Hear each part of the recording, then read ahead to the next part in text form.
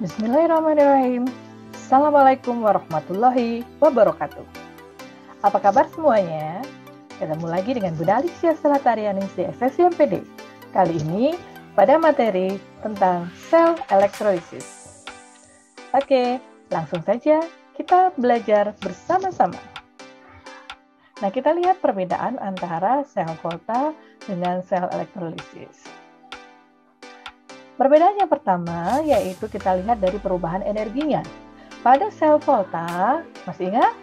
Perubahan energinya adalah perubahan energi kimia menjadi energi listrik. Jadi hasilnya adalah energi listrik, makanya di sini ada voltmeternya.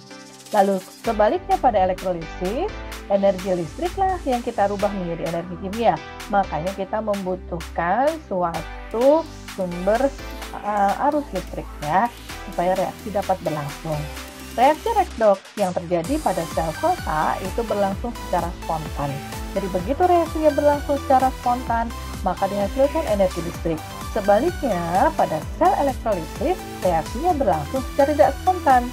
Jika kita tidak memberikan energi listrik, maka reaksi tidak bisa berlangsung. Gitu ya. Yang ketiga, kita lihat kutub elektrodanya.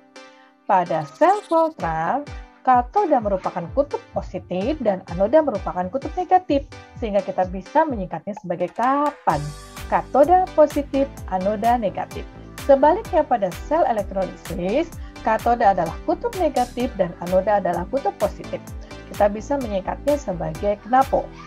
Katoda negatif, anoda positif.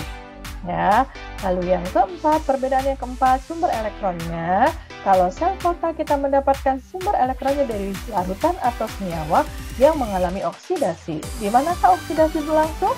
Kalian masih ingat? Betul sekali, oksidasi akan berlangsung di anoda. Sedangkan pada sel elektrolisis kita mendapatkan elektronnya dari sumber arus listrik. Ya, itu adalah perbedaan yang paling mendasar dari sel Volta dengan sel elektrolisis. Nah, kalian sudah tahu ya sekarang ya. Nah, sekarang kita akan mengupas tuntas apa itu sel elektrolisis. Oke, baiklah, selanjutnya kita akan belajar tentang sel elektrolisis ya. Sel elektrolisis ya adalah suatu sel elektrokimia di mana di dalamnya energi listrik digunakan untuk menjalankan suatu reaksi redoks yang berlangsung tidak spontan. Jadi reaksi redoksnya itu tidak bisa berlangsung kalau kita tidak memberikan energi listrik. Nah, rangkaian sel elektrolisis itu biasanya seperti ini ya. Di dalamnya ada suatu wadah ya. Wadah ini di dalamnya ada larutan elektrolit. Ya, di dalam wadah ini ada larutan elektrolit ya. Larutan elektrolitnya ini ya, kita gunakan untuk nanti sebagai sumber ion positif dan ion negatif. Lalu ada dua buah elektroda, ya elektrodanya nanti akan menjadi satunya menjadi anoda dan yang satu lagi menjadi katoda. Nah, kalau di sel elektrolisis itu lebih seringnya kita menggunakan elektroda yang sama baik di anoda maupun katoda. Meskipun kita juga bisa menggunakan elektroda yang berbeda seperti pada sel Volta. Ya. Nah, di sini kalau di sel elektrolisis seperti yang tadi sudah kita pelajari sebelumnya, tadi KNAPO, katodanya adalah kutub negatif dan anodanya adalah kutub positif ya. Jadi KNAPO, katoda negatif, anoda positif. Lalu jangan lupa wajib ada sumber energi listrik yang akan memberikan energi supaya reaksi kimia itu bisa berlangsung. Nah, inilah sel elektrolisis. Nah, yang akan kita pelajari di sini adalah bagaimana reaksi di dalam suatu sel elektrolisis. Untuk menuliskan suatu reaksi, untuk mempelajari reaksi apa sih yang terjadi di dalam suatu sel elektrolisis, kita harus memahami beberapa aturan untuk reaksi yang terjadi di anoda dan reaksi yang terjadi di katoda. Oke, kita lanjut ya. Nah, ini adalah aturan tentang reaksi yang terjadi pada sel elektrolisis. Yang pertama adalah di anoda. Reaksi yang terjadi di anoda adalah reaksi oksidasi. Kalian pasti paham itu. Ingat, kita belajar sel Volta, kita juga sudah belajar katoda reduksi, anoda oksidasi. Karet katoda reduksi, maka anoda adalah oksidasi. Nah, di anoda akan terjadi oksidasi. Untuk memahami apakah reaksi yang terjadi di anoda, maka kita perlu melihat elektrodanya dulu. Elektroda yang digunakan di dalam suatu sel elektrolisis itu apa? Ya, apakah logam inert? Inert itu sukar bereaksi, seperti PET, platina, AU, besi, ataupun C, karbon. Jika bukan, maka yang akan mengalami oksidasi adalah elektroda itu sendiri. Nah, jika elektrodanya merupakan logam inert, ya, maka kita harus melihat ion negatifnya. Apakah ion negatifnya merupakan ion sisa asam oksi? Ion sisa asam oksi itu apa? Sisa asam, ingat, HCl. Kalau diionkan dia akan menjadi H+ dan Cl-. Maka sisa asamnya adalah Cl-. Betul. Jadi ion sisa asam oksi itu apa? Ion sisa asam oksi itu adalah ion sisa asam yang di dalamnya mengandung oksigen. Ya, seperti SO4 2-, NO3-, PO4 3-, CrO4 2-, dan sebagainya, di mana di dalamnya mengandung atom oksigen. Nah, kalau ion sisa asamnya adalah sisa asam oksi, ya, maka kita harus melihat apakah senyawanya itu berbentuk larutan atau lelehan. Kalau larutan, maka yang akan mengalami reaksi adalah air, ya, sebagai pelarutnya, yaitu 2H2O menjadi O2 ditambah 4H+ plus 4 elektron. Tapi kalau senyawa ini itu berbentuk leburan, ya, jika ion negatifnya adalah NO3-, ya, maka reaksinya seperti ini. Jika ion negatifnya adalah CO3-2-, maka ini reaksinya. Dan jika leburan, ya, yang SO4 2-, maka ini, ya, mengandung SO4 2-, maka ini reaksinya. Nah, ini kalau sisa asam oksi. Tapi kalau bukan bagaimana, Bun? Nah, kalau bukan sisa asam oksi, maka kita lihat lagi, apakah ion negatifnya merupakan ion OH-? Jika jawabannya bukan, maka yang mengalami oksidasi adalah ion negatif itu sendiri. Tapi, ya, jika merupakan ion negatifnya merupakan OH-, maka reaksi yang terjadi adalah 4OH- menghasilkan 2H2O ditambah O2 dan 4 elektron. Nah, ini reaksi yang terjadi di anoda. Bagaimana dengan reaksi yang terjadi di katoda? Ingat, di katoda itu terjadi reaksi reduksi, ya, karet, katoda reduksi. Di katoda, maka yang kita lihat adalah ion positif. Kalau tadi di anoda kan ion negatif, ya, tapi elektroda dulu. Nah, ion negatif, ion positif, kita lihat apakah ion positifnya adalah golongan 1A, 2A, aluminium atau Mn. 1A apa saja? Ayo. 1A di situ ada bukan Li, Na, ya, kalium, rubidium, cesium, dan francium, ya. Lalu 2A ada apa? Biasanya kalian menyebutnya beli mangga campur gersak merasa, BEMGCABASR, ya, Ra, gitu ya. Nah, kalau termasuk dalam ini, ya, maka ada dua kemungkinan.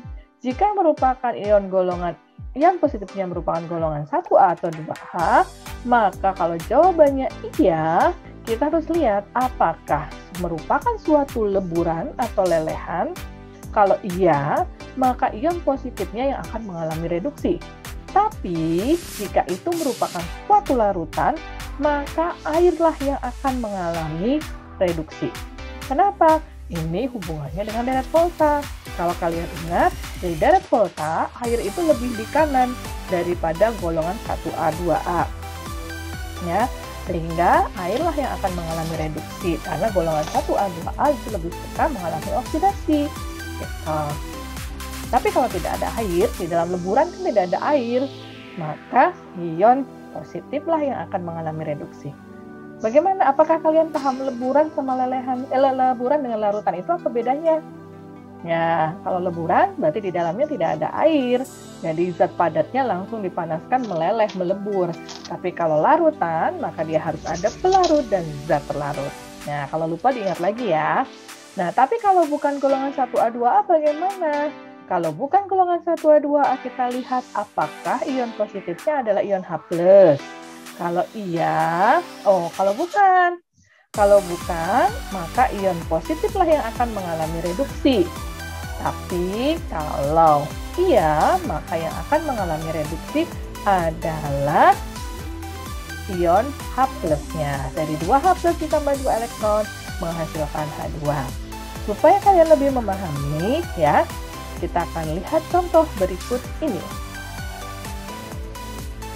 Oke, ini contohnya. Tuliskan reaksi elektrolisis dari larutan HCl dengan elektroda C. Nah, supaya kalian lebih mudah ya, kita akan lihat gambarnya di sini supaya muncul. Oke, ini gambarnya sudah muncul dua-duanya. Nanti supaya kalau kalian lupa kita bisa lihat skema ini untuk membantu menuliskan reaksi elektrolisis ya. Oke, di sini larutan yang kita gunakan adalah larutan HCl. Bunda tuliskan dulu larutan HCl-nya di sini. HCl. Oke. Nah, kita ionkan dulu. Ya, kita ionkan dulu HCl-nya. Kalau diionkan, HCl akan menjadi, ada yang ingat? Ya, betul, H plus dan Cl-. Ya, kalau sudah begini, maka kita akan menuliskan reaksi yang terjadi di anoda dan reaksi yang terjadi di katoda. Ya, katoda tadi adalah kutub negatif, anoda tadi adalah kutub positif. Oke. Di anoda kita akan melihat elektrodanya terlebih dahulu ya kan, lihat elektroda. Maka kita lihat elektrodanya adalah C, karbon, ya termasuk logam inert. Maka kita lihat ke bawah sini, lihat ion negatifnya. Apakah ion sisa asam oksi? Kita lihat ion negatifnya adalah Cl-. Cl- bukan merupakan ion sisa asam oksi karena di dalamnya tidak ada atom oksigen. Maka kita lari ke sini. Apakah ion negatifnya adalah OH-? Ya jelas bukan, karena ion negatifnya adalah Cl-. Maka kita ke sini. Ion negatif dapat mengalami oksidasi. Maka kita tuliskan reaksinya. Cl- kalau dioksidasi, mengalami oksidasi, dia akan menjadi apa? Ya pastinya dia akan, kalau oksidasi kan biloksnya naik. Ini kan biloksnya -1, dia akan menjadi Cl. Tapi atom Cl kan tidak bisa berdiri sendiri.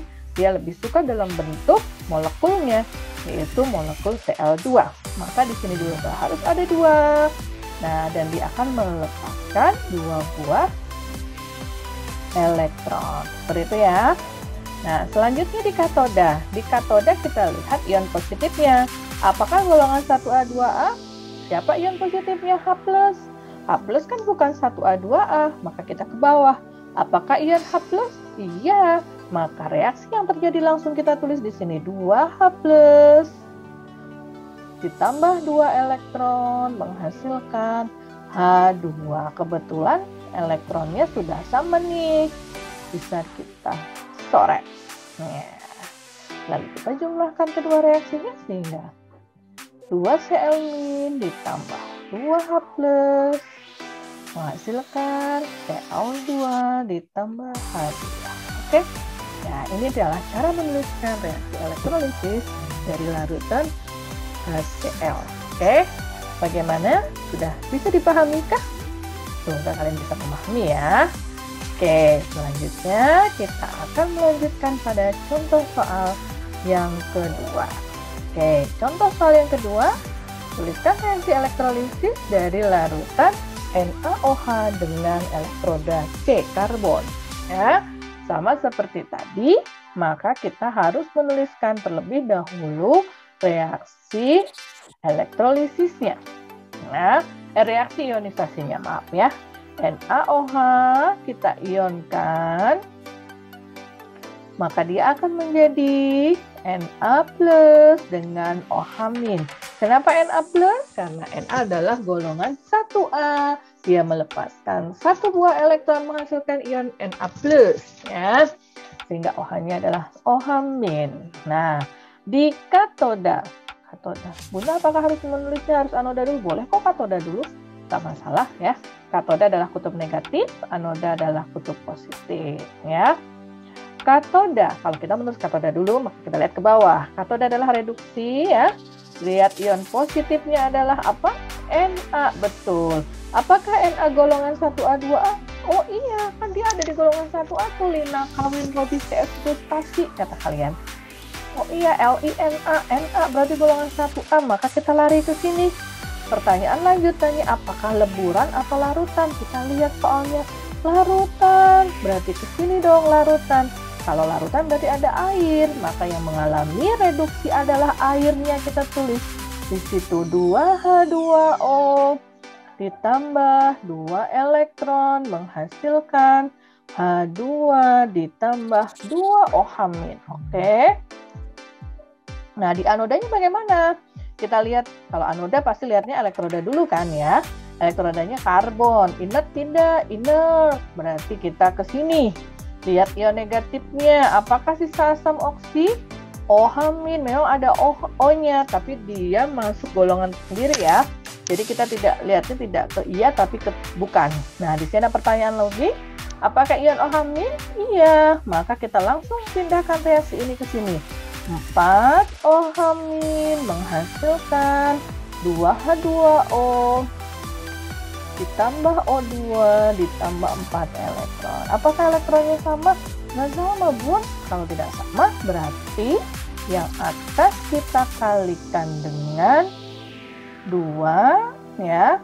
Yang bawah kita kalikan dengan 1. Setelah dikalikan, maka akan menjadi, ya, setelah dikalikan nih ya, 4H2O ini tambah 4 elektron menghasilkan 2H2 plus 4 OH-.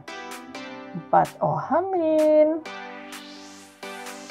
menghasilkan 2H2O plus O2 plus 4 elektron. Sekarang elektronnya sudah sama, boleh kita coret. Kalau kita jumlahkan, maka yang sama kita coret. Ya, ini kita coret sisa 2, maka menghasilkan 2H2O 2H2 plus O2. Oke. Bagaimana? Bisa dipahami? Demikian tadi penjelasan tentang sel elektrolisis. Semoga bermanfaat dan jangan lupa untuk tekan like, share, dan subscribe. Terima kasih. Assalamualaikum.